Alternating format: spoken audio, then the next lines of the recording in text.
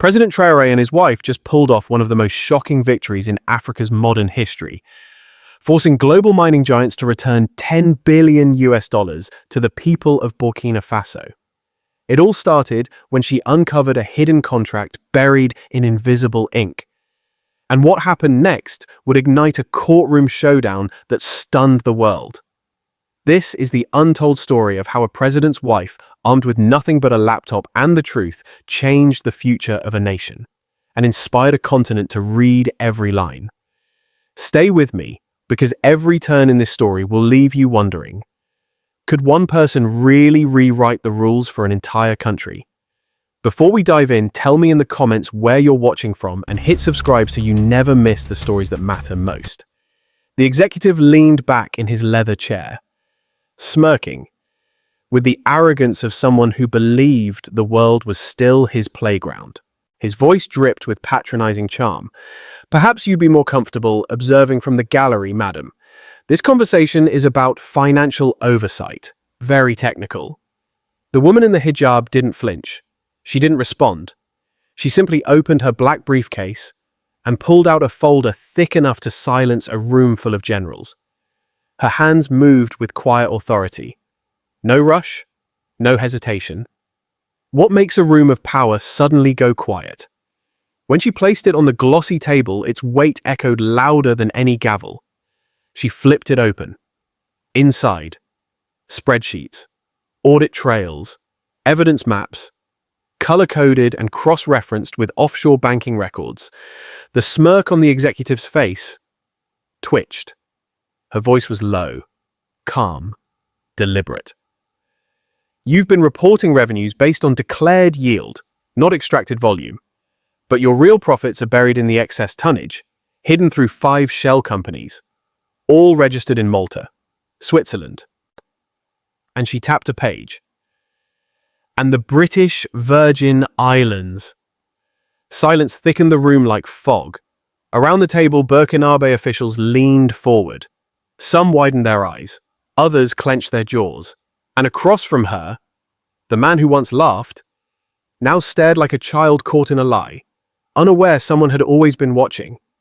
Was this the moment the illusion shattered? You will see, she continued, on page 16, a trail of transactions leading from your subcontractor, Argus Limited, to a numbered account belonging to your board director's cousin. Her fingers paused on a line. This transaction alone, $48 million, not taxed, not declared, not even recorded in the local partnership ledger. One of the ministers gasped. Who are you? The executive whispered, trying to recover composure. She finally looked up. Her eyes were firm, unmoved. I'm the wife of the man you tried to outmaneuver, and I'm the reason this room still has a ceiling. No one spoke. At that moment, the double doors at the far end of the room opened. President Traoré entered, not with a military escort, not with fanfare, but with quiet resolve. He walked to her side, placed a hand gently on her shoulder, and looked around the room. My wife, he said, is not here to accuse you. She's here to offer you one chance. To tell the truth, before the law asks you under oath.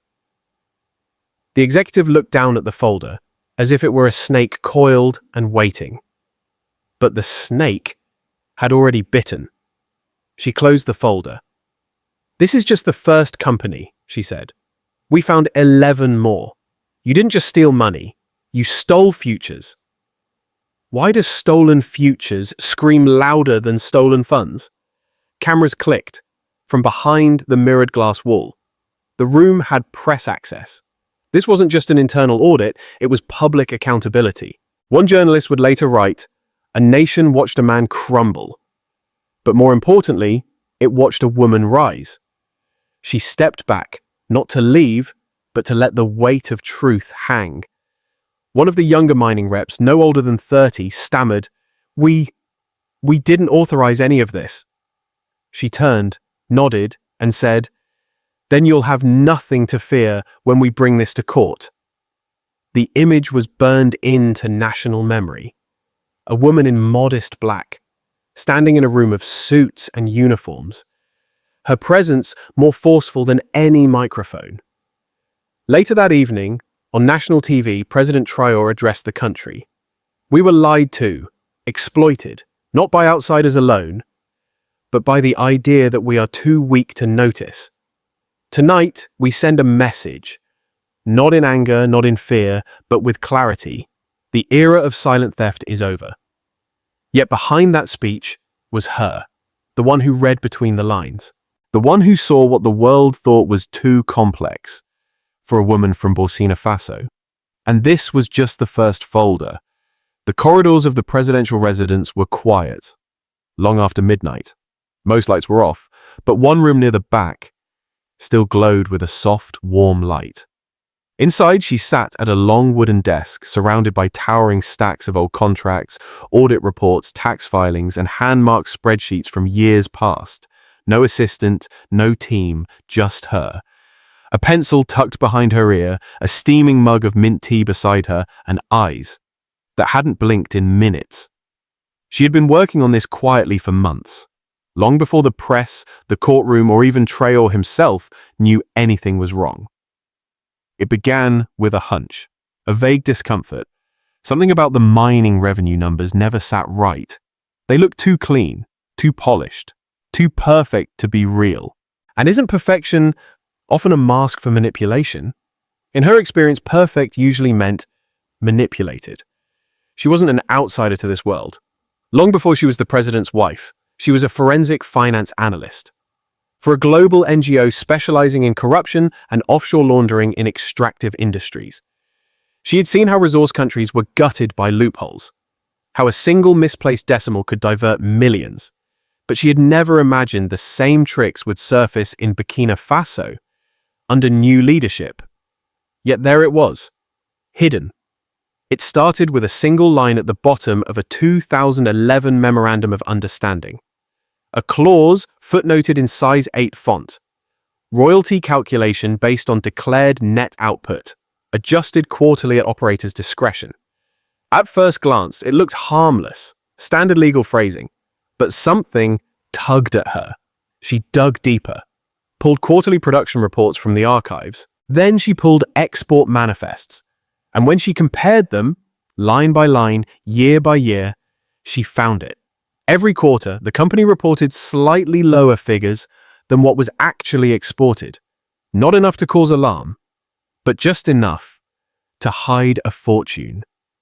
She flipped open a spreadsheet she had created herself and highlighted a row in red. Quarter 2, 2014, she whispered. Declared 38,920, actual 42,750. The difference, nearly 7 million, in gold. Just one quarter, one site. The pattern repeated, always off by a few thousand ounces, never exact, always just under the threshold of suspicion. But added up, over 10 years, across 4 major sites and routed through shadowy intermediaries. How many futures disappeared? Ounce by ounce. What had looked like a few accounting errors became a well-oiled siphoning machine. She rubbed her forehead, then leaned back and stared at the ceiling. They didn't hide the money, she murmured. They hid the method. The brilliance of the scheme was its simplicity.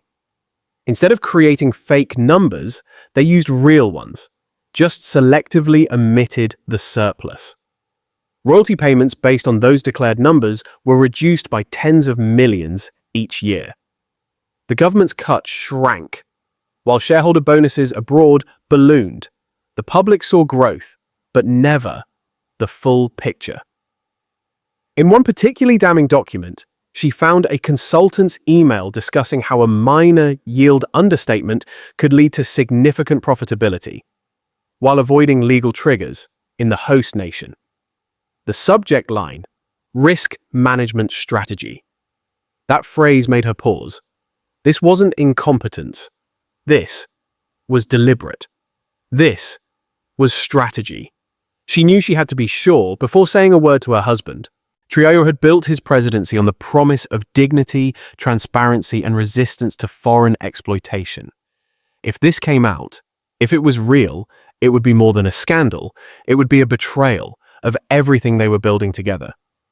She worked for 5 more weeks, in secret, She printed the documents, highlighted inconsistencies, added footnotes, charts, and summaries in plain French.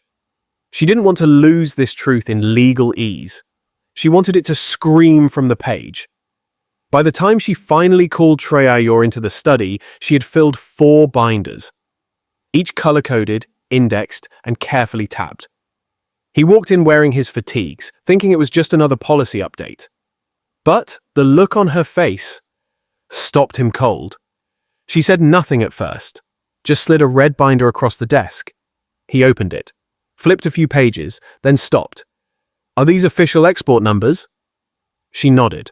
"And this discrepancy?" 10 years of it, she said.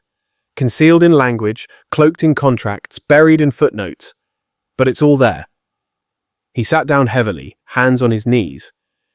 "You did this alone?" She nodded again. "You always said we couldn't afford to look the other way," she said softly. "So I didn't." That night, he didn't sleep. Neither did she. They sat by the window. As the sun came up over Ouagadougou, the city still unaware of what was about to break. In the morning, Traoré made a call to his justice minister. In the afternoon, subpoenas were issued. By evening, the first European executives received a notice that would change everything. It all started with a single woman, a pencil, and a footnote. The orange folders were already stacked on the table when Trey walked in. No guards, no advisors, just him and her. She was still in her plain dark shawl.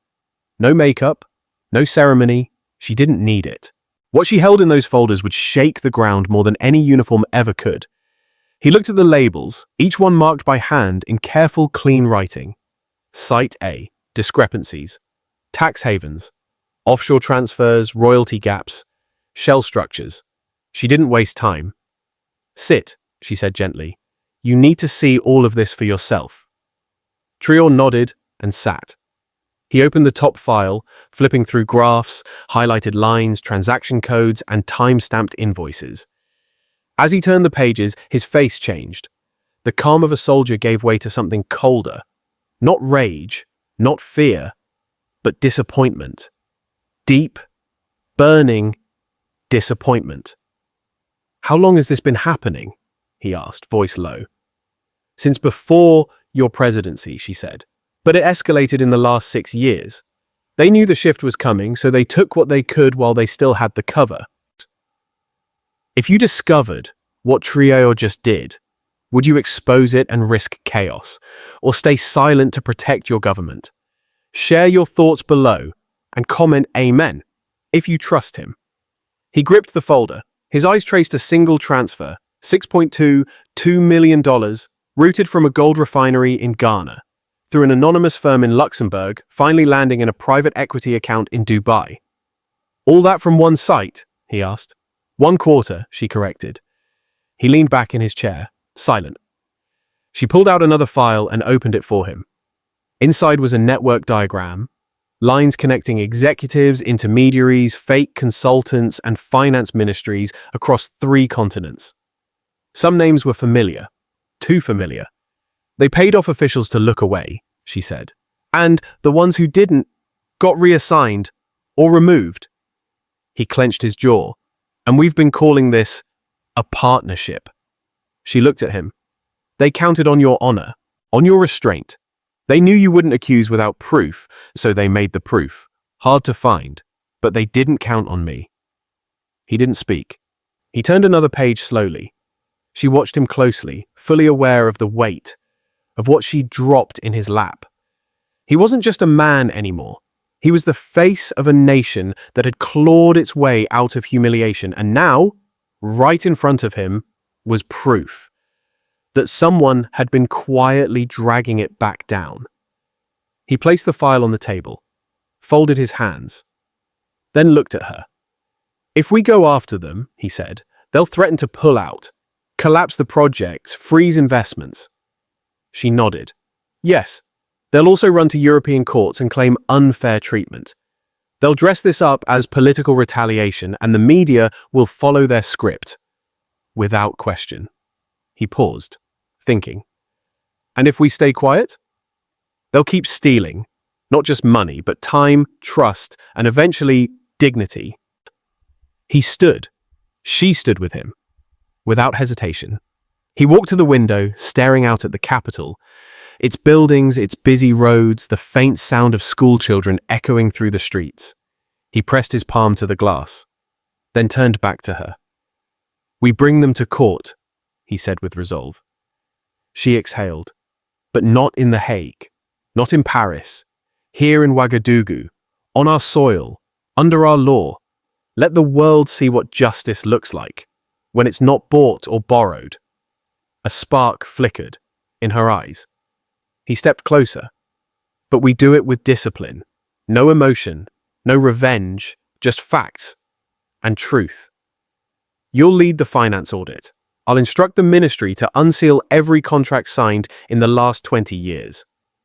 She nodded. "We'll need judges not afraid to stand tall in the storm that's coming." "I already have names," he said quietly. She gave him one more folder, sealed with a red sticker. "What's this?" he asked. "The personal accounts of those still in our cabinet, and a few former ones." He didn't open it, not yet, but he held it, with both hands, firm. Outside, the sun had started to rise higher. The light stretched across the room, touching every document, every chart, every file. This wasn't just a case, this was a reckoning, and they were just getting started. The gates of the presidential palace opened faster than usual that morning. Not for welcome, but for pressure. A dark blue armored vehicle pulled up. Tinted windows, and the flags of a European state, flapping on each side. Out stepped a man in a perfectly tailored suit, silver cufflinks, polished shoes, a face carved with entitlement. He didn't shake hands. He didn't wait for an escort. He walked straight through the courtyard, as if the building belonged to him. Inside, President Traoré sat in the briefing room, calm, composed. His wife beside him with a single folder in her hands. Nothing more. When the door flung open, the envoy didn't even pause. He pointed across the room. "This," the man snapped, "is an outrage." No one moved. "You've humiliated our investors. You've frozen their assets. You've announced trials based on what? Allegations from your own household?" Traoré said nothing. His wife didn't even blink. "I came here," the envoy continued, "to give you one last opportunity to stop this madness. You are a small country. Do you think you can afford the fallout of this kind of accusation? Think about your energy contracts, your aid, your trade privileges." Still, silence. "I'm warning you," he said, stepping closer to the table. "Pull back this investigation immediately, or you'll find yourselves cut off, sanctioned, alone." He slammed his palm on the table. The echo lingered. Traoré looked at him then, slowly, unblinking. "You were not invited," he said, voice low and steady. "But the truth was..." The envoy froze. Traoré stood. "You think we should apologize for uncovering theft? For daring to examine what belongs to us? You don't understand," the envoy snapped. "This isn't just about your country. It's about international trust, about the free market." Traoré's wife raised her hand, gently opening the folder she'd been holding. She didn't speak until she placed a page in front of the envoy. "This is the transaction from Argus Mining looted to Kestrel Consulting. Kestrel is registered in your capital city, yes?" He didn't answer. She placed another document down. "And this is the wire confirmation to a private bank in Luxembourg, where one of your deputy trade ministers has a controlling interest. The timestamp, 32 minutes after the tax exemption was approved for your mining operators here."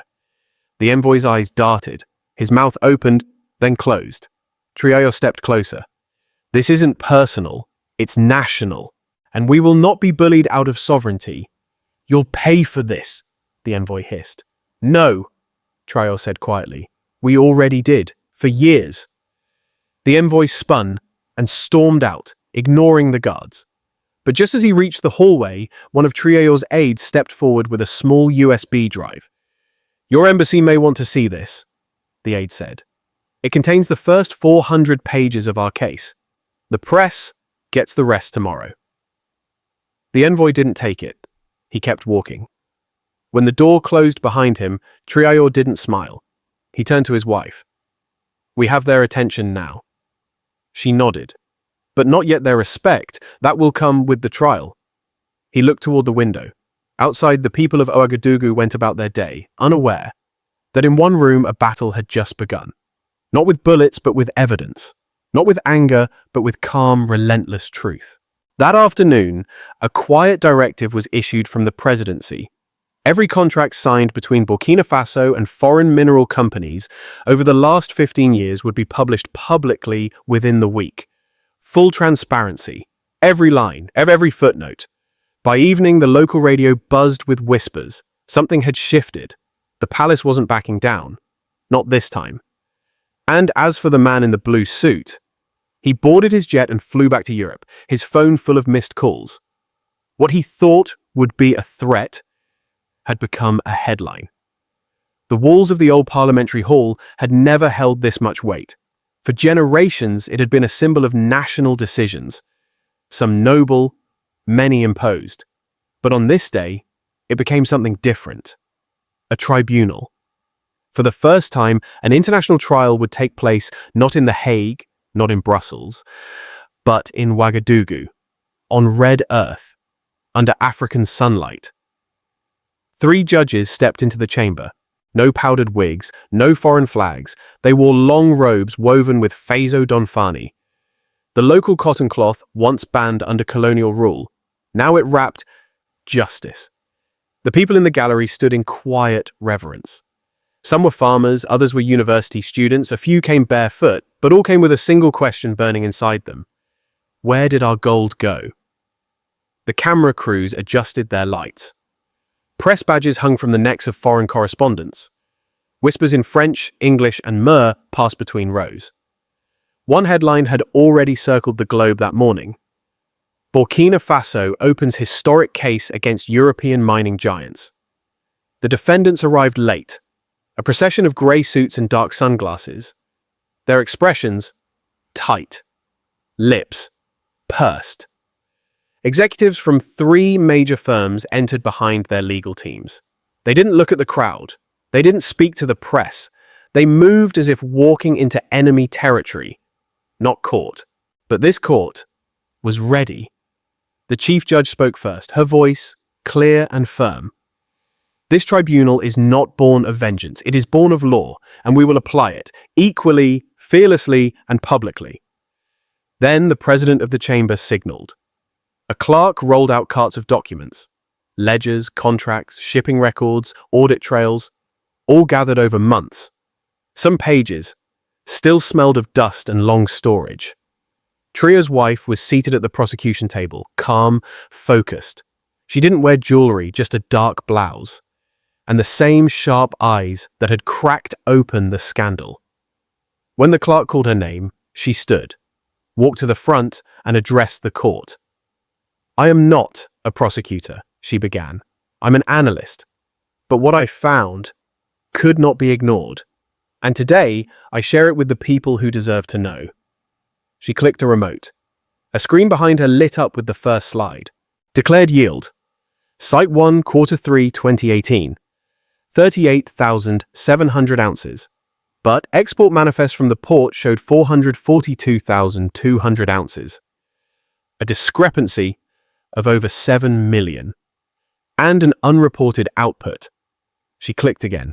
Site 2, 2019. Site 3, 2021. Again and again, the declared numbers fell short. Always just below scrutiny. But added together, $2.8 billion in missing royalties, just from the top 4 sites. The room was still. She turned to the defendants. These gentlemen didn't steal with trucks. They stole with silence, with numbers, with contracts no one was supposed to read. One executive shifted. In his seat, a defense lawyer stood to object. These accusations are unproven, speculative, based on incomplete data. The chief judge raised her hand. Sit down, you'll have your time, the wife continued.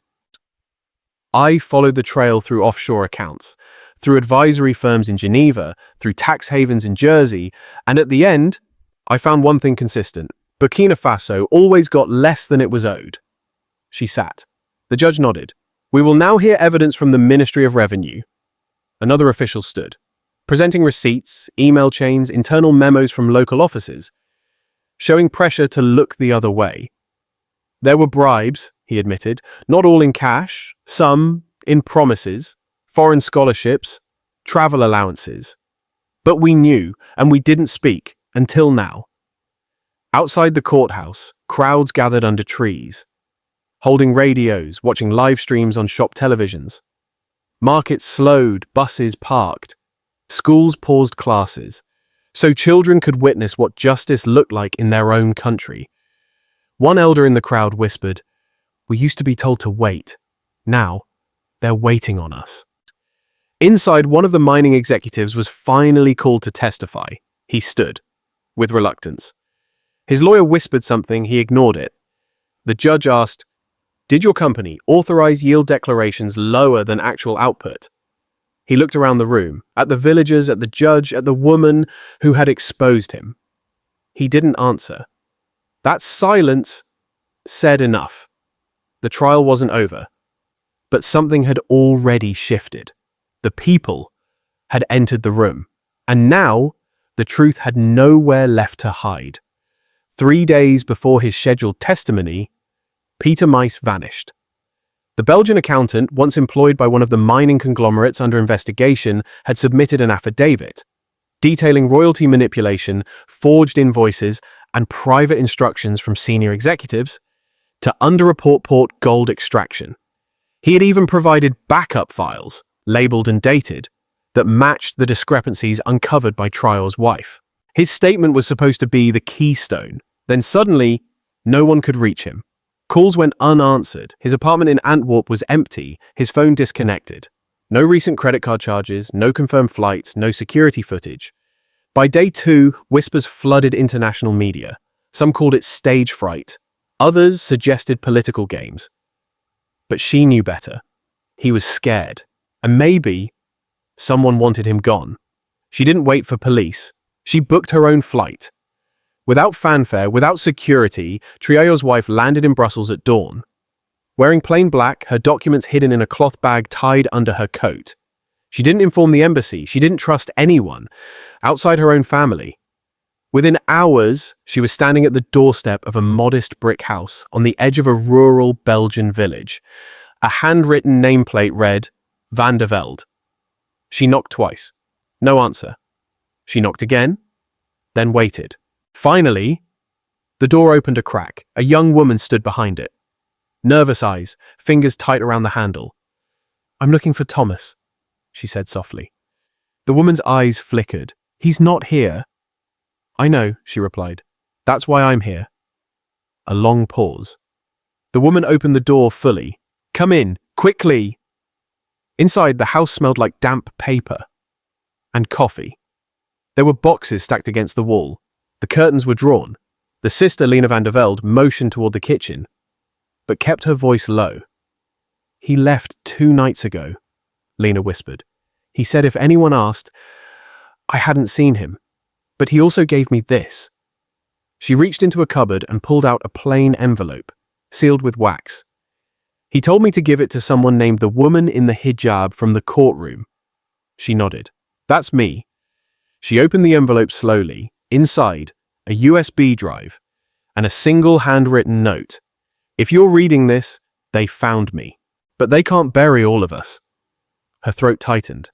Lena turned on a small laptop and handed it to her. "He said the files were encrypted, but he gave me the password." Within minutes, she was scrolling through gigabytes of data. Internal audits, email chains, PowerPoint slides prepared for board meetings in London and Zurich. It was worse than she had thought. Thomas van der Velde had not only confirmed the royalty fraud, he had traced the chain of command, direct approvals, signatures, private messages, all of it. "This is enough," she whispered.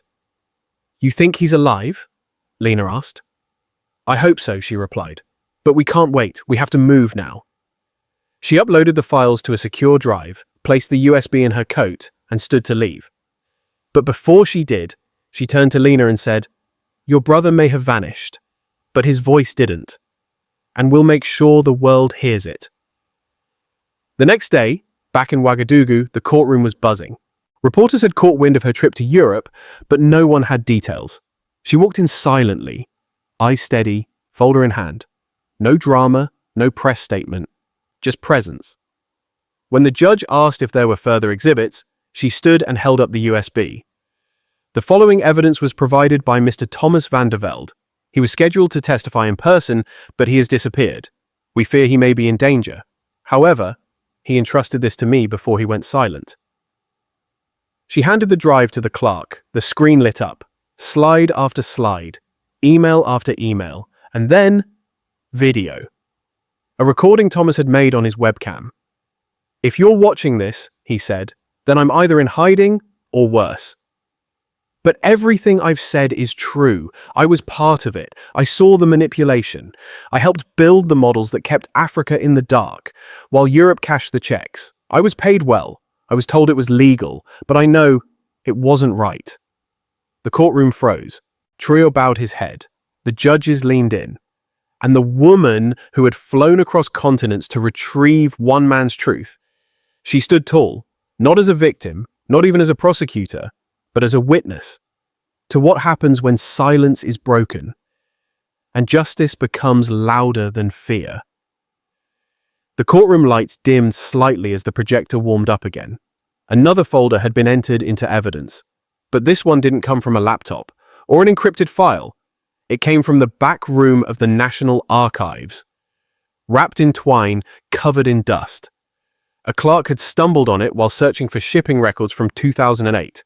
Inside was a binder marked Confidential, Joint Operations Committee, Western Corridor License Agreements. It had been misfiled for years, hidden in a box labeled Training Manuals. Traoré's wife stood to explain. "This document predates my husband's presidency. It comes from the early years of foreign mining contracts. Some of the names in this binder no longer work in the sector, but one name, one very specific signature, does." The clerk opened to a flagged section, page 73. It appeared at first like routine meeting minutes. Columns, timestamps, decisions approved. But one line stood out, scribbled hastily in pen between typed notes, "Fix, royalty trail, too visible." Next to it, barely legible but unmistakable, a signature. The courtroom stilled. Then, gasps. The signature belonged to Marcus Devereux, the current CEO of one of Europe's largest resource companies. He had testified just a week earlier, denying any direct involvement in royalty manipulation. "I joined the firm after those operations were set," he had claimed. "Our financial integrity has always been clean under my leadership." Now, that claim was crumbling. The judge leaned in. "Are we certain of the signature's authenticity?" "Yes," she replied. "We had it verified by 3 independent forensic analysts. One from Dar, one from Geneva, one from Lisbon, all matched." The judge motioned to the clerk. The image of page 73 filled the screen behind the stand. Even from the back row, the words were clear, not legal jargon, not coded speech, just 5 damning words. From a man who thought the world would never read them. "Fix royalty trail. Too visible." The defense team huddled. One lawyer stood, sweating. "We ask the court to disregard this document. It's unverified, possibly tampered with. There's no chain of custody." "The chain begins in our archives," the judge interrupted, "not in Europe. It was your client's job to disclose this file. He didn't. Burkina Faso did." Another gasp from the gallery. Traoré didn't speak. He just studied the screen. He'd seen military deception. He'd studied the ways empires rewrite laws to sound like contracts. But this was different. This was handwriting. This was arrogance, laid bare. The prosecutor stepped forward. "This note shows premeditated intent to obscure public royalty tracking. It's not an error. It's not a software issue. It's not a technical oversight. It's sabotage of sovereign revenue by a man now sitting on top of a 10 billion empire." She held up a copy of the document. This isn't just about one page. It's about how many people saw this note, read it, and said nothing. How many looked away while their companies looted under the cover of clauses and loopholes, and how much was lost in schools, in roads, in clinics, while this was filed away. A woman in the back row wiped a tear. She had walked 2 miles to be in the courtroom. Her village sat next to one of the mines. For years they were promised royalties, electricity, running water. None came. Now she knew why. The defense team scrambled to regain control. One lawyer requested an adjournment. Another demanded the original be kept from the press. The judge denied both motions.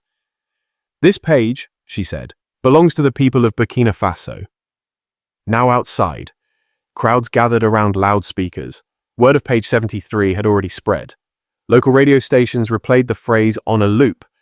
Fix royalty trail. Too visible, it became a rallying cry, a hashtag, a symbol of everything stolen, in silence. That night on national television, a news anchor held up a printed copy of the page and said it took one line, one forgotten note, to remind us that justice doesn't whisper. It writes, "Inside the palace, Traoré sat with his wife. He never thought anyone would turn that page," he said. She smiled, but her eyes didn't. "I always turn to the back," she said. "That's where they hide the real story." The courtroom was already tense when Traoré's wife stood and asked for the lights to be dimmed. The projector flickered to life. No charts this time. No spreadsheets, just 2 maps. The first was familiar. Clean, corporate, color-coded. It had been presented dozens of times at summits, investment expos, and donor meetings. Across its beige background were clearly marked rectangles, official mining zones recognized by law and approved by international regulatory bodies. Each zone had a label, a date, and the name of a mining firm assigned to it. "This," she said, pointing to the screen, "is the map we've all been shown, the map they wanted us to trust." Then she clicked a button on the remote. A second map appeared. It was darker, full of fine lines and heat signatures. Satellite imaging, infrared data, extractive activity recorded from orbit over a 12-year span. No corporate branding, no political polish, just raw, undeniable reality. "These," she continued, "are the areas where actual extraction occurred, documented, time-stamped, and layered year by year." The contrast was shocking. Where the first map showed maybe a dozen clean zones, the satellite image revealed a sprawling network of unauthorized digging, deep trench lines, extraction roads cutting through forests and farmland that weren't part of any official permit. The room leaned forward. Even the judges sat up straighter. She let the silence hang before speaking again. "The difference between these 2 maps is not just a technical error. It's $10 billion in unregistered mineral exports." The defense team rustled in their seats. One lawyer began whispering urgently to another. Across the aisle, a mining executive clenched his jaw, his eyes fixed on the satellite image, as if willing it to disappear. She zoomed in on a cluster near the western corridor. "This zone was approved for limited exploration," she explained. "No extraction license was granted. And yet here," she pointed to a bright red swath in the image, "full-scale mining began in 2013, and it continued uninterrupted until last year." She clicked again. A third layer appeared, this time showing transport routes and shipping logs. "We cross-referenced extraction activity with logistics records and customs data. Not only were they mining here illegally, they exported it using forged clearance documents processed through a subcontractor registered in Liechtenstein." A quiet gasp moved through the room. "And this," she added, "is only one site. There are 9 more just like it." A journalist in the press box scribbled frantically. Another snapped photos of the projected map, capturing what could become front-page material across 3 continents. Traoré sat still, expression unreadable, but his knuckles whitened against the edge of the bench. She turned back to the room. "They didn't just steal resources," she said. "They stole time, our time." She paused. "They stole the years we could have built clinics, Instead, those clinics collapsed. They stole the roads that should have connected our farmers to real markets. They stole the scholarships that never existed, because the money went to hidden bank accounts. One of the elders in the public gallery removed his hat and placed it gently over his chest. A student from Ouagadougou Polytechnic whispered to the girl beside him, barely audible, "She's not speaking to them, she's speaking to us." She continued, "This case isn't about one company or even one crime. It's about how much silence truly costs. About what happens when an entire nation is convinced it must accept less, because someone else decided we don't deserve more." She clicked once more. The screen split down the middle. The official map on the left, the satellite image on the right. "On this side," she said, pointing, "is what they promised. On this side is what they took. And standing in between is us, the people who now must choose. What future do we claim next?" A young prosecutor rose from the back of the room. He asked the judge for permission to enter the satellite data as primary evidence. Permission granted. The court clerk noted it into the record. The truth was now part of the official proceedings. And across the country, radio anchors replayed her closing words again and again. They didn't steal land, they stole time, our time. By now, the courtroom had become a stage, and she was the one holding it. Not with flair, not with force, but with facts, measured calm, and something deeper, undeniable precision. And that calm, that steady confidence, unnerved the men sitting across from her far more than any shouting ever could. The defense team was growing visibly restless. They had tried polite objections, then hostile ones. They'd asked for delays, questioned her credentials, even implied her findings were tainted by personal investment. But none of it stuck. So now, they tried something else, drowning her in legal jargon. One by one they stood, 3 lawyers from different firms, trained in elite institutions, armed with polished tones. They threw out terms like variance tolerances, royalty netbacks, deferred yield accounting, and non-reportable asset transfer adjustments. The air thickened with calculated confusion. One of them smirked as he spoke, believing he'd finally pushed her into a corner.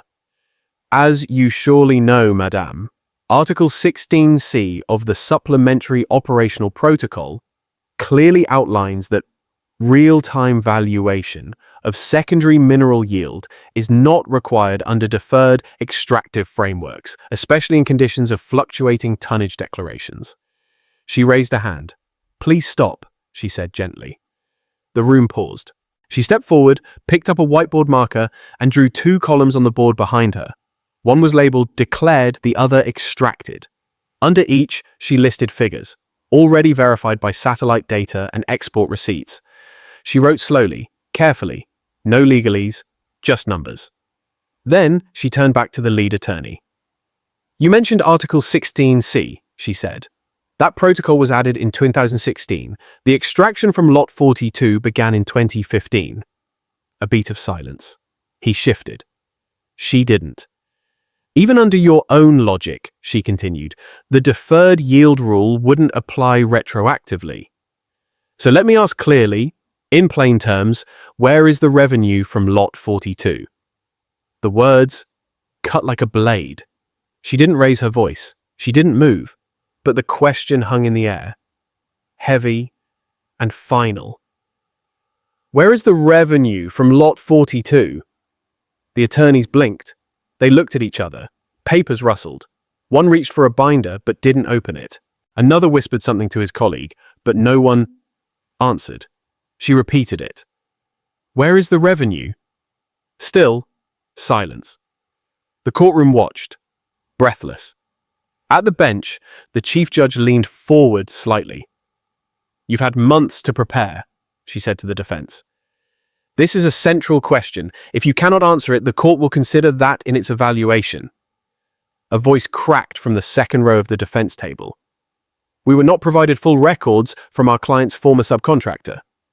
"That subcontractor," Traoré's wife interrupted, "was wholly owned by your parent company. Its bank account was registered to the same office building in Geneva. We already submitted that evidence. More silence.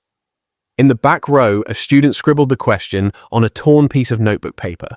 By evening, that phrase would be printed on posters, pinned to walls, scrawled on sidewalks, and whispered across radios. Where is the revenue from Lot 42? The defense asked for a recess. Denied. They requested the witness be dismissed for leading the court. Denied. Then, they said nothing. Because there was nothing left to say. Traoré sat forward at last, his fingers intertwined on the table. He didn't smile. He didn't move. He just watched. She turned back to the audience, her voice quiet but clear. Every time they told us the numbers were too complicated to explain, this was what they were hiding. Lot 42 is not just a site, it's a mirror. And it reflects how easy it was to take from us because no one ever thought we'd ask. She stepped away, leaving the board still visible. The questions still scrolled in bold. And for the first time in the trial, even the lawyers flinched. The room had grown used to silence, but not this kind. This one felt heavier, fuller, as if the entire courtroom knew what was about to happen, but still held its breath. Anyway, the prosecutor finished her list of exhibits, then looked toward the front row. We now call Ibrahim Traoré to the stand. There was no applause, no shifting of cameras, just a quiet straightening of backs across the room. He rose, not in uniform, no medals, no title spoken, just a man walking toward the witness chair. He placed his hand on the book, swore to tell the truth, and sat down. The judge gave a small nod. You may proceed. He looked at the court, not at the defense, not even at the press. He looked straight ahead, as if speaking to the people of his country on the other side of the wall. When we first came to power, he began, we didn't walk into a palace. We walked into a vault of shadows, decades of signed papers, locked drawers, whispered partnerships, and debts we didn't even know we owed. He took a slow breath. And for a while, we did what most leaders do. We managed, we signed new deals, we trusted old numbers, we believed what we were told. Then he turned slightly toward the prosecution table, where his wife sat with her notes closed and her hands still. But she didn't. A murmur rippled through the room. She questioned every line, he continued, not because she wanted to prove someone wrong, but because she wanted to make sure we were building on something real, something clean. She's not just my wife. She's the reason we didn't lose the next 50 years. If a leader dares to question the silence others accepted, is that courage or a threat to the order? Comment New Africa if you stand with Traoré's vision. He leaned forward, his voice firmer now.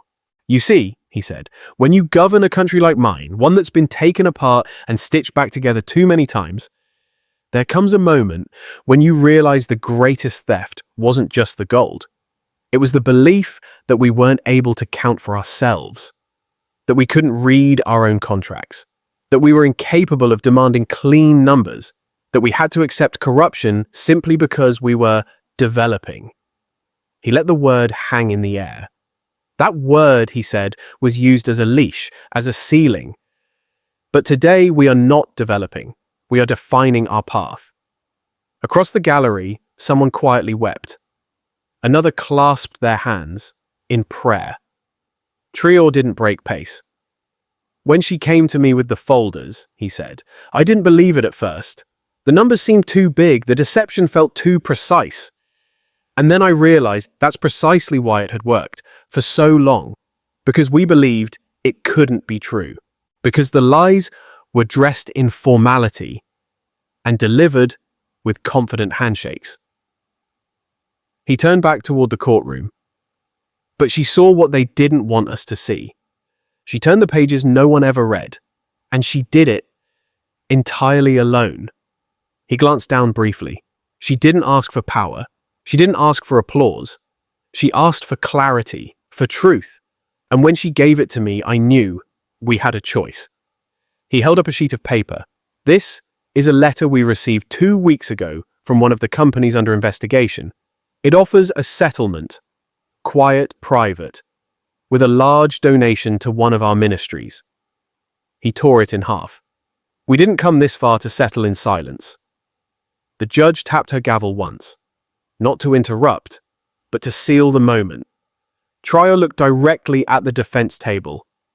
Now you still believe this country can be intimidated, that if you lose here, you can stall us elsewhere. But you forget, this courtroom isn't where your power ends, it's where ours begins. He stood. I have nothing else to add. The evidence speaks, and so does the silence on your side. He stepped down from the witness chair and walked back to his seat, passing his wife along the way. Their eyes met. No words exchanged. But something passed between them.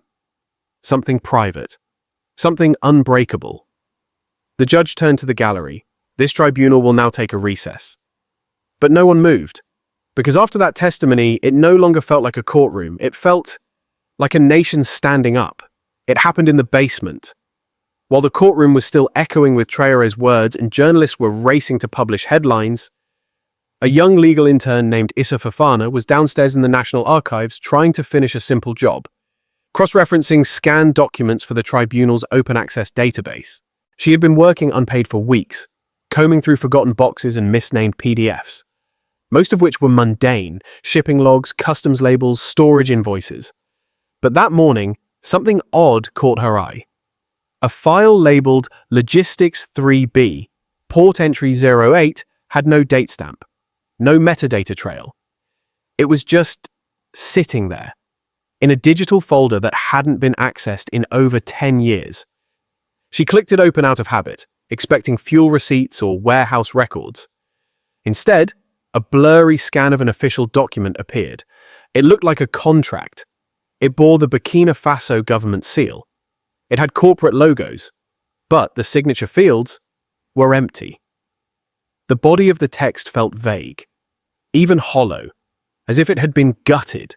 It made no sense, until she increased the contrast on the PDF. Then, something shimmered in the margins. Curious, she ran the scan through an infrared filter, one of the tools used by restoration teams for water-damaged pages. And that's when the real text emerged. Invisible ink.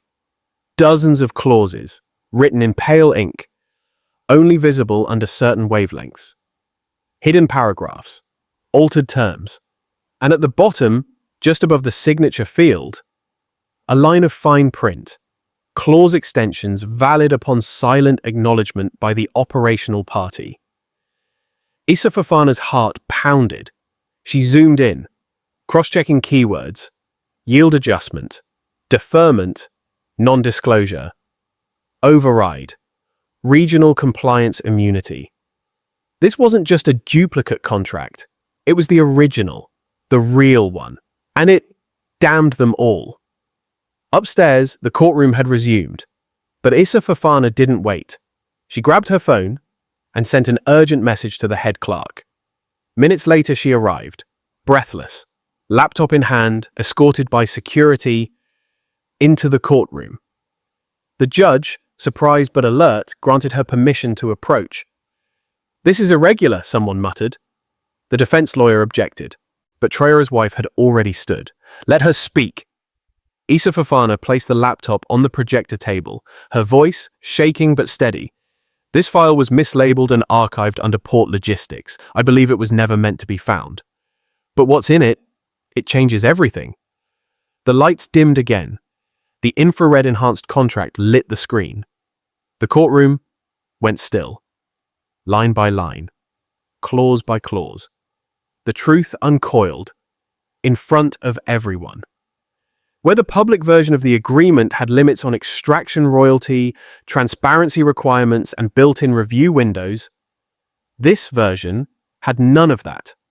It gave the mining board full leeway to self-report numbers, to delay audits for up to 5 years, to bypass revenue sharing by rerouting profits through pre-approved consulting channels. Traoré's wife stepped beside the screen, her voice quiet. "This," she said, "is the real contract. The one that gave them the right to extract without accountability, to self-police, to vanish billions, with legal cover. And it was hidden, Not just from the public, but from oversight bodies, from local ministries, from our own national auditors.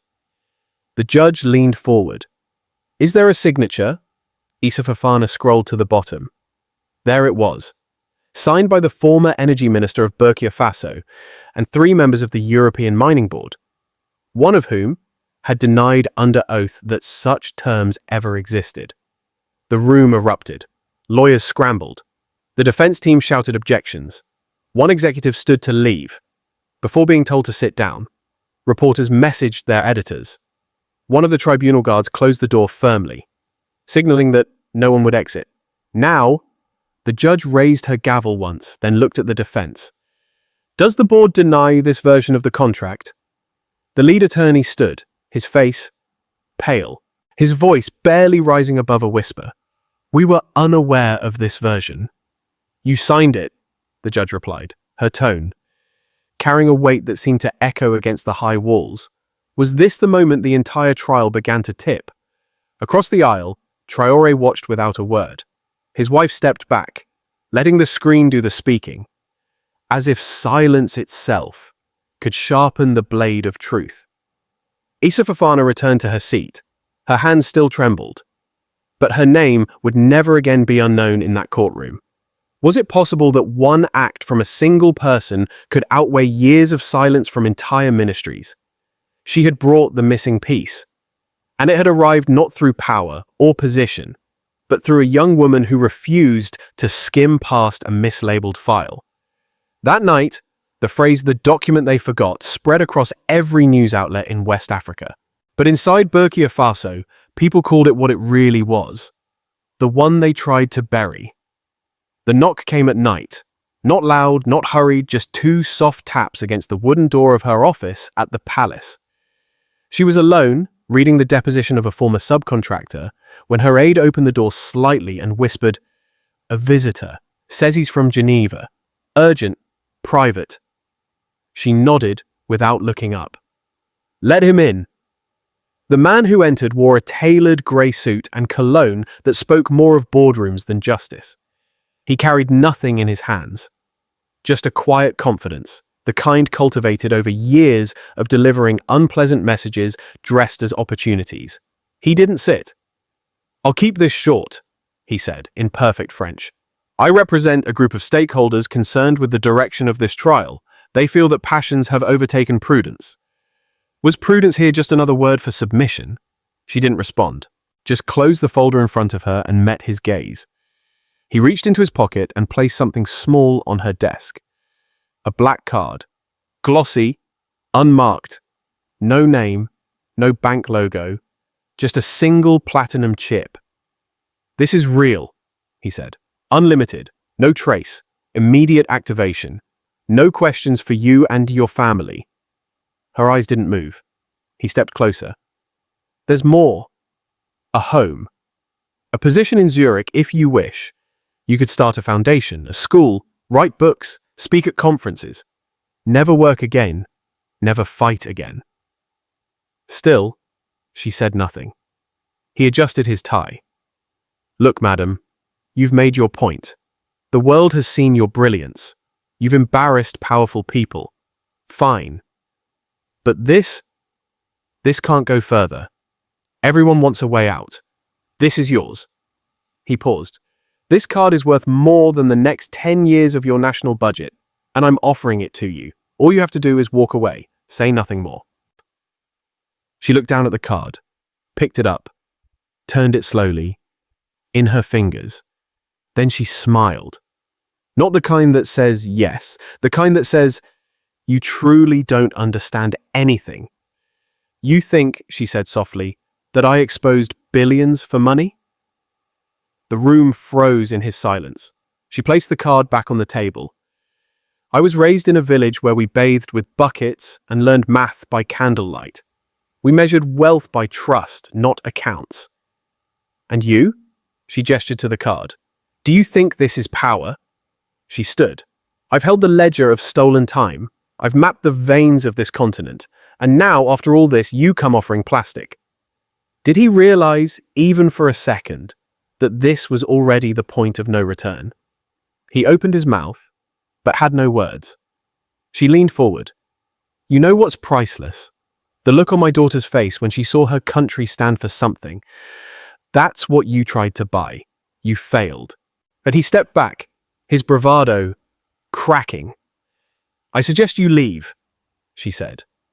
He hesitated, then walked to the door. Before stepping out, he glanced back. You're making enemies, he warned. I already had them, she replied, but now they're just easier to see. The door closed behind him. She sat back down. The camera crew, there to document her work for a state transparency broadcast, had captured everything. They hadn't spoken. For a moment, she had forgotten they even existed. Or was it that the gravity of the moment erased all else? But now the lens zoomed in on her face, unshaken, resolved. She looked into the camera, not for performance, but with purpose. They didn't just try to buy my silence, she said. They tried to reduce truth to a transaction. But some of us were born in places where nothing was given. So we learned early that our voice was the only thing no one could afford. That clip aired the next morning. Within hours, it spread across the region. In a classroom in Bobo Dioulasso, a teacher paused her lesson and replayed the moment. You think I exposed billions for money? Did the young ones in that room truly understand the weight of those words, or would life have to teach them? Her students watched silent. In a small market, vendors replayed the video on their phones between selling yams and mangoes. And in a private villa far away, the man in the grey suit watched the broadcast on a flat screen. He turned it off. He'd failed. The courtroom doors stayed shut for 11 straight hours. Inside, the judges pored over every line of testimony, every exhibit, every satellite image and hidden clause. There were no leaks, no whispers, only restless murmurs from the hallway where reporters and families waited, checking phones that had no updates. The capital seemed to hold its breath. Was the city itself waiting for a verdict, like a living thing bound by the same tension? Outside, a crowd had gathered around the courthouse square. Some brought food, others brought radios, most brought nothing but hope. A few sat in folding chairs, old women wrapped in shawls, clutching photos of sons who once worked in mines that gave them nothing. Young men played dominoes on cardboard, but paused with every motion near the door. The sun dipped lower. Then the lights in the courtroom flickered on. The doors creaked open. Everyone stood. The three judges entered, their robes unchanged, their faces unreadable. They took their seats in slow, deliberate motion. The chief judge cleared her throat and began to speak, her voice firm but not rushed. This tribunal recognizes the sovereignty of Burkina Faso, the rights of its people to transparency, and the obligation of all operating entities to uphold legal and ethical standards. No one blinked. We have reviewed the evidence, including the hidden clauses, the forensic financial trails, and the unreported extractions. She picked up a folder, then placed it back down.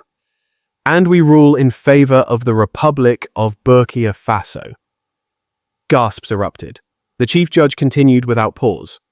All companies named in this proceeding are ordered to repay a total of $10 billion in lost royalties, illegal profits, and damages.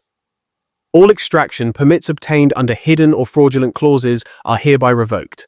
No appeal will be heard outside the territory of Burkina Faso. The courtroom broke. A young woman sobbed into her scarf. A boy clapped once, unsure if it was allowed. Then an older man stood slowly and began to clap. One by one, others joined him. Was this the sound of justice finally being heard, or was it the beginning of something even larger? Soft at first, then stronger. The sound rolled like thunder under the ceiling. Applause in a courtroom. Applause for truth. The defense team sat frozen. One lawyer began packing his notes in silence. Another looked straight ahead, lips tight. The executives, once smug behind dark suits, now looked smaller than the chairs they sat in. At the prosecution table, Traoré's wife didn't move. She just exhaled, eyes closed for a moment, then opened them. She turned to the crowd. Not to smile, not to wave, but just to see them. To witness the moment she had worked for in silence, alone in dusty rooms, across airport terminals, in the middle of the night when no one knew what she was doing. Now they knew, and perhaps more importantly, they would remember long after the applause faded. The chief judge struck the gavel once. This tribunal is concluded. Outside, the news broke like a storm. Radios screamed headlines, vendors lifted their phones, motorbikes honked in celebration. One young man jumped into the air and shouted, "We won! We really won!" At the presidential palace, Traoré was briefed quietly. He nodded. "Let the ministries begin implementation immediately," he said. "No waiting." Then he walked alone to the courtyard, looked up at the stars, and whispered, "We kept our word." In the center of Ouagadougou, a small girl held her mother's hand and asked, "What does 10 billion mean?" The mother knelt down.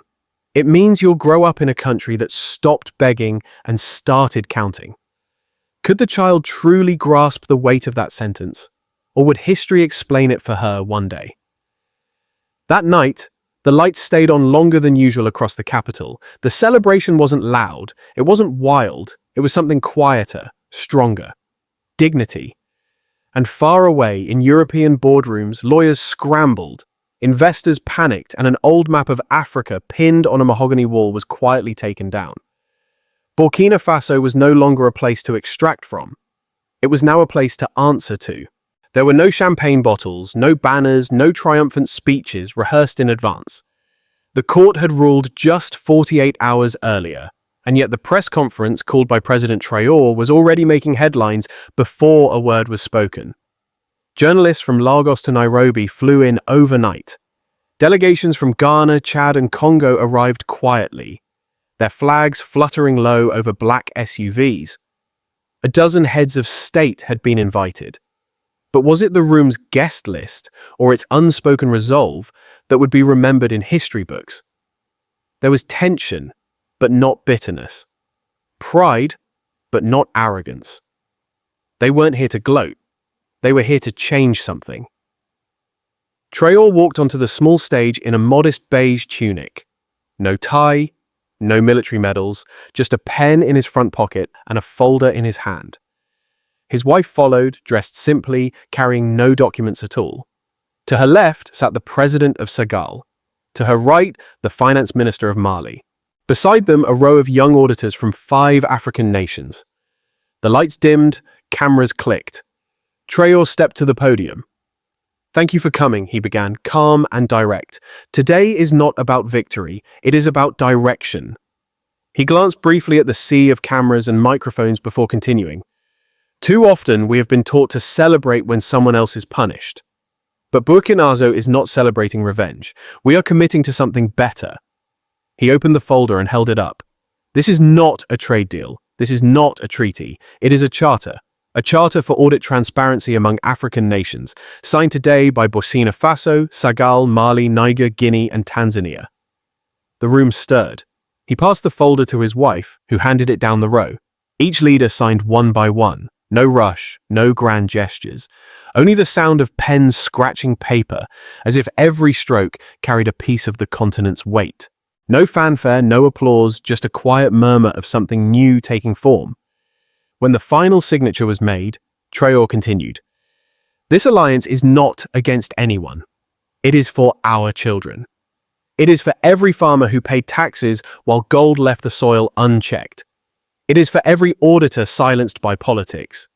It is for every young analyst who believed that numbers could be weapons for good." A reporter from a British outlet raised his hand. "Mr. President," he asked, "many in the international community see this as retaliatory. A message to former colonial powers. Is this your version of payback?" Before Traoré could speak, his wife stood. She walked slowly to the second podium, placed one hand gently on its edge, and said just one line. "It's not revenge." She paused. "It's justice." Could 2 words undo decades of imposed narratives? The room went still. She didn't elaborate. She didn't have to. A journalist from South Africa stood next. "How will this alliance work in practice?" Traoré nodded to a young woman seated in the front row. She rose. It was Issa Fafana, the intern who had discovered the hidden contract. Now part of a new regional auditing team, She stepped to the microphone with a quiet confidence. Each country will have a local oversight board, she said. Half civil society, half independent auditors. All findings will be public, all contracts digitized, and for the first time, every clause will be read aloud in plain language before it's signed. Another reporter asked about foreign investment. Traoré answered, "We are not closing our doors, we are cleaning the floor. Anyone who wants to walk in clean is welcome." The phrase struck something. One of the finance ministers leaned over to another and whispered, "That line alone will echo across parliaments." Was it possible that a single metaphor could travel faster than any official communique? Before the conference ended, a short video was played. Images of children in mining towns, engineers in training, auditors in village schools holding up ledgers. Over it, her voice. They thought Africa didn't know how to count, but we were never the ones confused. When the lights came back up, no one moved at first. Then slowly, one by one, people stood. Not clapping, just standing. The way people stand when they feel they are in the presence of something that might still matter 100 years from now. That afternoon, on radios across the continent, one headline kept repeating, "Not revenge, justice." It didn't begin with a speech. It began with a wall. On the side of a school in Ouagadougou, a boy took a brush and outlined her figure. He didn't ask for permission, he just began. The outline showed a woman in a dark hijab, standing tall, holding a thick book. Not a gavel, not a briefcase, not a gun. A book balanced in her hand, like a weight the whole country had finally dared to carry. No name was signed on the mural, but by the next week the same image appeared again. This time in Bobolasso, then Kaya, then a small mining town near the Ghana border. Sometimes she stood alone. Other times she stood beside a ledger or a map, or even a cracked set of handcuffs. The details changed, but the eyes were always the same, calm, focused, watching. They didn't paint Traoré, not the president, not the soldier. They painted her. Market women began calling her La Ministra Silence, the silent minister. But in the villages, children gave her a different name, La Ministra de l'Homme, the shadow minister, the one who stood behind the numbers, behind the questions, behind the truth. She never responded to the name, never claimed the title. When a journalist asked her about it, she only smiled and said, "Ministers come and go, the truth doesn't need a title." But the name stuck. In schoolyards, children began mimicking courtroom scenes. Not sword fights, not gun battles, just pretend tribunals drawn in chalk. And every time they chose someone to play her role, it wasn't the loudest kid, or the strongest, or the tallest. It was the one who could hold still, who could listen, who could say, "Where is the revenue from Lot 42?" and make everyone else go quiet. Teachers noticed. So did artists. Soon, a sculpture was commissioned. Not in bronze, but in carved wood, displayed outside the National Audit Office. It didn't carry her name, only a plaque that read, "She turned the page, everyone skipped." Across Burkina Faso, the cultural shift was silent, but sweeping. Young girls no longer dreamed only of becoming singers or nurses. Some said they wanted to read contracts. Some asked how to learn spreadsheets. Others started saving coins to buy notebooks, not for poems, but for balance sheets. Was it strange that the new dream in so many young minds was not a stage or a stethoscope, but a ledger? In one televised interview, a young girl held up a homemade drawing of the mural and said she didn't fight with her hands, she fought with her brain. Traoré himself was asked about the nickname while attending a regional summit. He smiled and replied, "She doesn't need a ministry, she already runs the one that matters, memory." Behind the scenes, her work continued. She declined all cabinet positions, refused all honors. She returned quietly to her home office, overseeing the rollout of a national transparency curriculum to be taught in every secondary school. She never entered a parliament chamber, but her signature shaped 6 financial laws in 1 year. Foreign delegations requested meetings, most were politely refused. "I'm not the head of state," she would say, "just a citizen who reads carefully." One morning, while visiting a newly built vocational school in a mining town, she stood in front of a wall freshly painted with her image. A small boy approached her with a question. "Why are you on the wall?" She looked at him for a moment, then knelt down. "Because once I asked a question that scared powerful people, and I didn't stop asking." He nodded. I want to do that too. She tapped his forehead gently, then said, Read more than they want you to. Always. Was that the shortest path to courage, or the longest one? That afternoon, she disappeared from public view again. No press, no ceremony, but in the hearts of millions, her work had already taken root. They called her the Shadow Minister, not because she stood behind power, but because she stood behind every truth that power tried to hide. The letter was handwritten in smudged ink, folded 3 times, and carried by motorcycle to the Ministry of Information. The envelope was addressed simply, for the lady who read the numbers. Inside the note was short. We don't know if we're allowed to visit the palace, but we'd like to. We worked in those mines. We want to say something. We want to look her in the eye. They signed only their first names, 8 of them. Miners from the hills of Taparacayuga and Essakane, men who had spent their lives underground.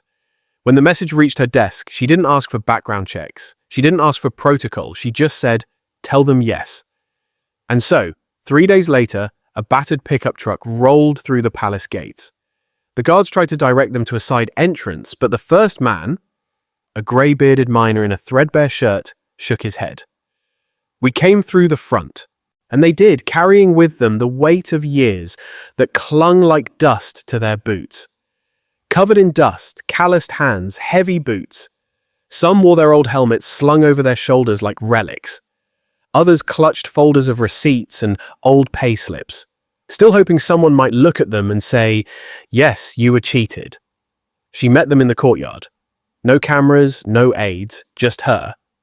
They stood awkwardly at first, uncertain where to put their hands.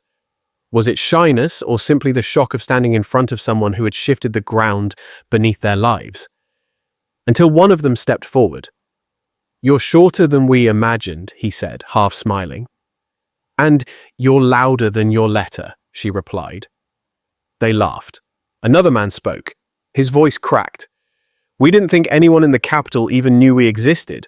Most of us, we work until our backs break, then we disappear. We thought you were just like them. Those officials who smile and sign and never come back. She didn't interrupt. She waited. He swallowed, then said, Now we know you're one of us. Her eyes welled, but she didn't let the tears fall. Instead, she stepped forward and hugged the oldest among them. A man who had spent 41 years under the sun with nothing but a pickaxe and promises. His hands shook as he placed them gently on her back, as if unsure whether he was allowed to hold something that mattered this much. I didn't do it alone, she said. I just read what you were never shown. Another miner handed her a small tin. Inside were gold flakes collected over 2 decades. Too small to sell, too precious to throw away. We saved these, he said. Thought maybe one day someone would use them for something honest. She didn't take them. She closed the tin and handed it back. You keep it. It already served its purpose. They spent an hour sitting in the shade. No schedule, no speeches, just stories. One man described how the machines would come before dawn and leave before the inspectors arrived. Another told her how they were taught to underreport yield so they wouldn't lose their bonuses. A younger one showed her photos of a collapsed shaft that killed his brother. She listened to every word. Did they realize that being heard could sometimes be more powerful than being paid? Later, Traoré came out quietly, hands behind his back. He nodded at each man, shook their hands, but he said little. He knew this wasn't his moment. Before they left, the miners asked if they could take a photo with her. Not for the press, but for their villages.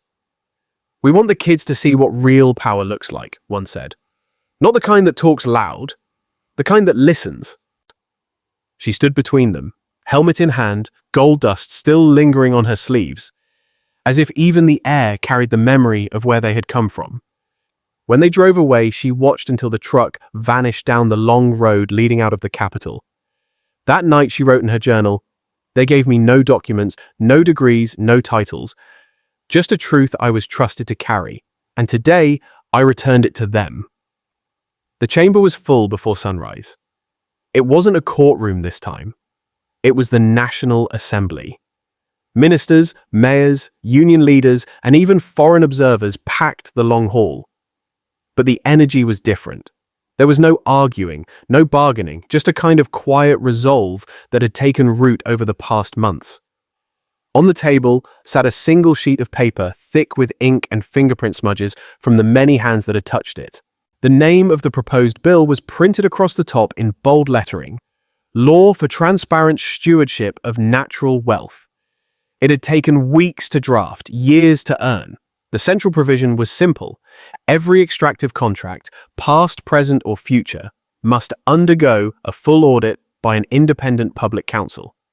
That council would be made up equally of men and women, citizens from civil society, finance experts, village representatives, and 2 seats reserved for members under the age of 30. No ministry could override it, no company could bypass it. Every line of every deal would be made public, searchable, and read aloud on national radio before signing. The vote took 5 minutes, unanimous. For the first time in the nation's legislative history, not a single hand was raised in dissent. Was this silence the sound of agreement, or the shock of seeing the impossible pass so easily? When the bill passed, people in the chamber stood in quiet solidarity. No cheers, no applause, just heads bowed, and a single phrase whispered among them: "We will never be blind again." Outside in the courtyard, journalists waited for a statement. But she wasn't there. The president's wife, whose investigation had sparked it all, had chosen not to attend.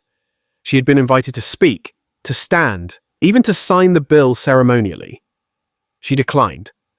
Instead, she rose before dawn and walked alone through the edge of a mining town where the trucks no longer rolled without question.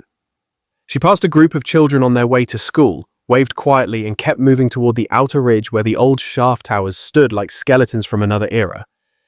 She didn't carry a speech. She carried silence. And she liked it that way. A security officer followed at a respectful distance, but said nothing. He knew the rhythm by now. This was how she worked through things. Not in debate halls or news interviews, but in places where dust clung to your shoes and nothing was exaggerated. As she stood overlooking the land, 2 engineers in reflective vests walked by. One paused, surprised to see her. He tapped the other, who quickly removed his helmet out of instinct. "You here for inspection?" the younger one asked nervously. She shook her head. "No inspection, just walking." They relaxed. One of them pointed to the pit behind them. "We're reinforcing the old tunnels. New standards now. The audit team comes next week." She nodded. "Good." Was this what change truly looked like?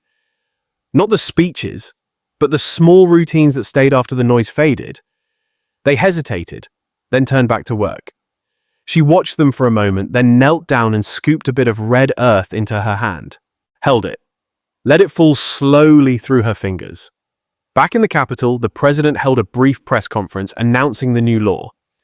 When asked why his wife had declined a role on the Oversight Council, he simply replied, "Because she knows her job is done when the people begin doing it themselves." A journalist pressed further. "Doesn't the nation want her to lead the next phase?" He smiled gently. "She already did. She led it before we knew what we needed." Was that the quiet truth?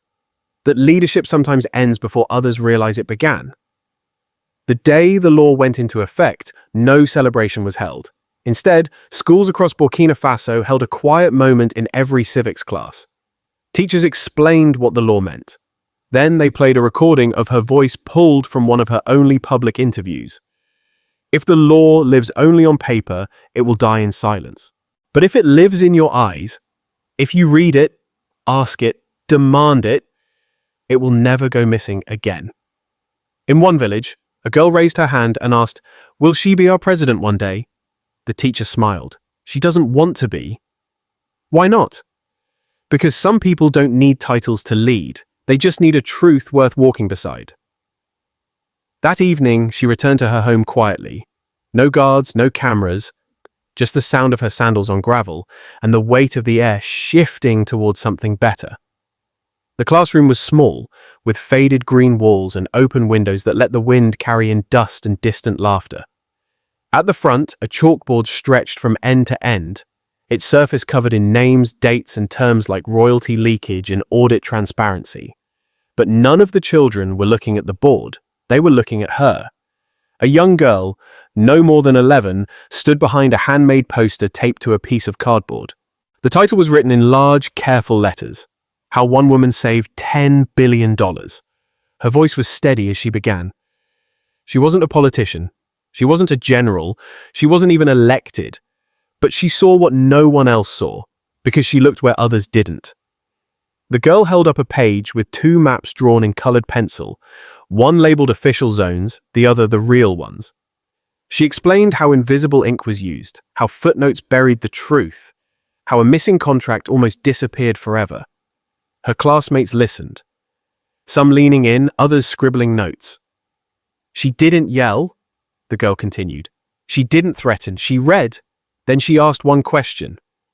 Where is the revenue from Lot 42? And in that moment, wasn't it true that the whole world, not just her country, had to answer? At the back of the classroom, a teacher wiped her eyes and smiled. Next to the chalkboard hung a simple wooden plaque, a bit crooked on the wall. It bore no photograph, no fancy border, just 7 quiet words. She read what no one wanted to read. The camera zoomed in slowly as the girl finished her project. She gave the money back to the people, but more important, she gave them their eyes back. Now we all read. We all ask. Because she kept the ledger open. There was no applause, just silence. The kind that comes not from boredom, but from awe. The kind that only arrives when a story stops being a story and starts becoming memory. Outside, the sun spilled across the red clay schoolyard, where children ran and played. Some wore t-shirts with her face painted on the back. Others held pencils like they were sacred. Not because they wanted to be like her, but because she made them believe they already could. Years had passed since the tribunal. She had returned to a quiet life far from television screens and newspaper covers. She declined interviews. She never wrote a memoir. But every contract now signed in Burkina Faso bore a new stamp at the bottom, audited by the people. One day, a foreign envoy asked why she never took credit. The Minister of Education answered for her, because she wasn't trying to win, she was trying to wake us up.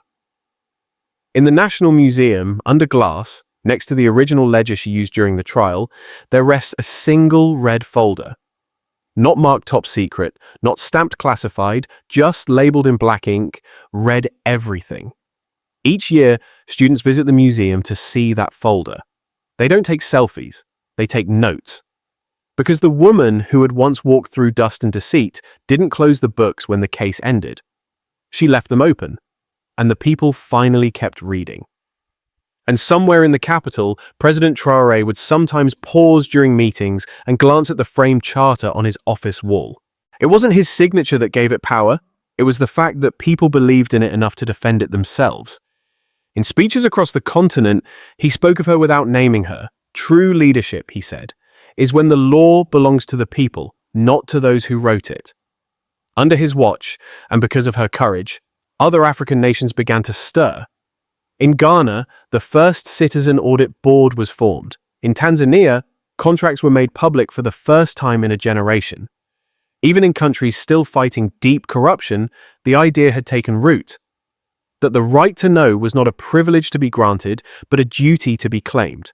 Wasn't that the real victory? Not the 10 billion recovered, but the habit of asking and not stopping until the answer came. In small towns from Mali to Senegal, market women began keeping ledgers of every coin. Young men debated gold prices over domino games. Students in Nigeria started reading days to study public budgets. None of these things made headlines, but they were the quiet proof that Africa was not waiting for permission anymore. And in that shift, there was pride. Pride not in a leader alone, but in a continent choosing to stand taller than the shadows cast upon it. She never called herself a hero. But if you walked through the villages, the murals told another story. Her face next to an open book, her hand pointing to a line in a ledger, and somewhere in the paint, the unspoken truth. We keep our own books now. So, what do you think? Could what happened in Burkina Faso be a model for the whole of Africa? If you've seen decades of change, would you say this is a turning point, or just another chapter? Do you believe, like Traoré, that a continent can wake itself up without waiting for the world's permission. And if every African nation opened its books tomorrow, what would we find? Healing or more wounds to close? If this story stirs something in you, share your thoughts. Tell us if you've lived through similar moments. Debate it, question it, add to it. And if you believe in Africa, if you believe in Traoré, if you believe this continent can stand on its own terms, like this video, share it, subscribe to the channel, and leave a comment so we can keep this conversation alive. Thank you for listening, and see you in the next story.